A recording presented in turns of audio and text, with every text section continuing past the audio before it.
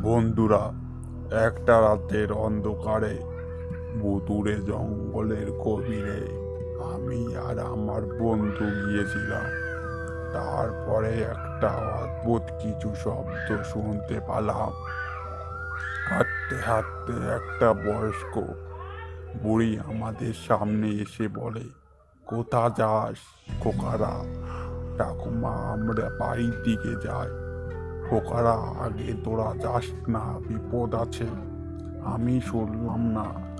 বন্ধু বলল, চল ফিরে যাই, কিন্তু আমি মানলাম না। তারপরে দেখতে পারলাম একটা অদ্ভুত ছায়া। তার পরে পাশে দেখি বন্ধু পাশে নেই।